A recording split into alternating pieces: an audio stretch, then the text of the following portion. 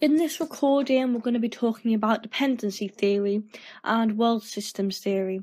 So dependency theory is a Marxist influence theory that believes that wealthy nations got rich on the backs of poorer nations who are still being exploited but keeping the Western world's lavish lifestyle going.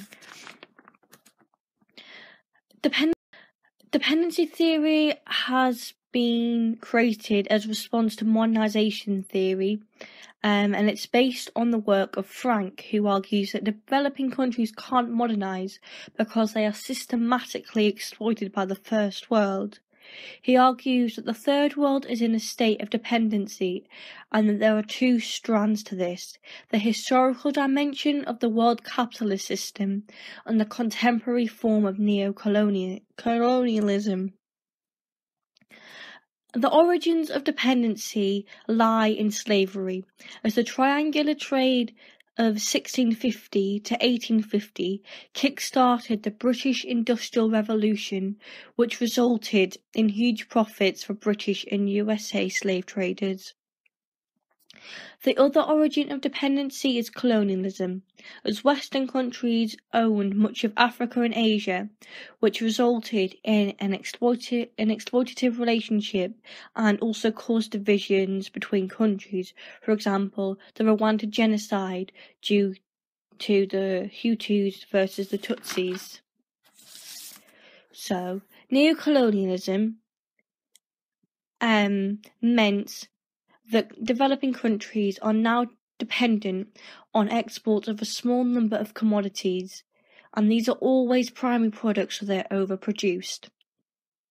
Also, raw materials have little value. For example, a chocolate bar, 70% will go to the manufacturer, 15% will go to the government, and only 8% will go to the farmer.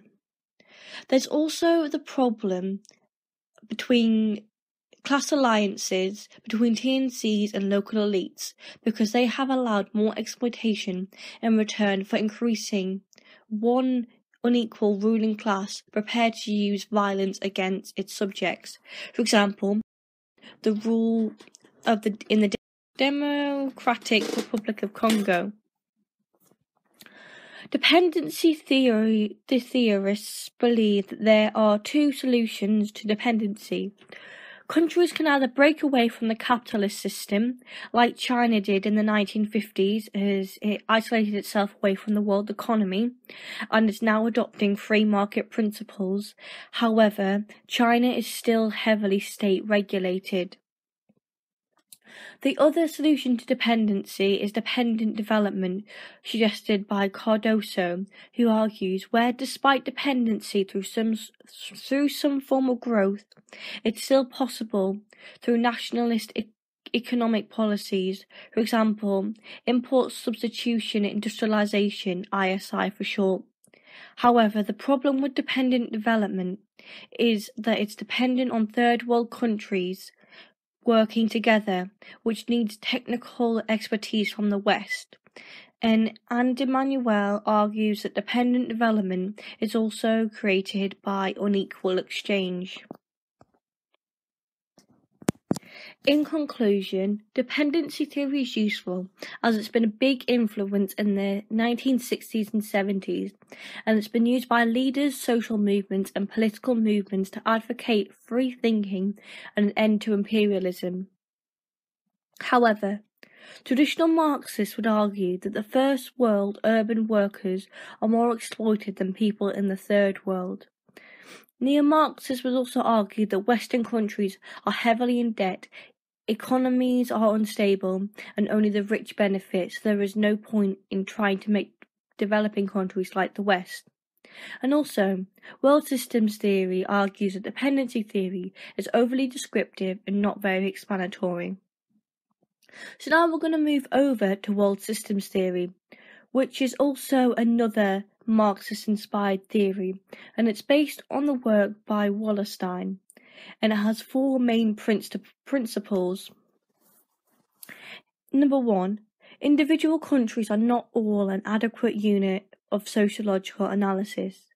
Number 2, the modern world system is characterized by three economic divisions of labour: the core, which is developed countries, the semi-periphery, urban cities, and the periphery, which is the poorest nations in the world. Number 3. Countries can be upwardly and downwardly mobile, which is what makes world systems theory different to theories like modernization theory, because they argue that once a country has developed, it can't slip back into underdevelopment.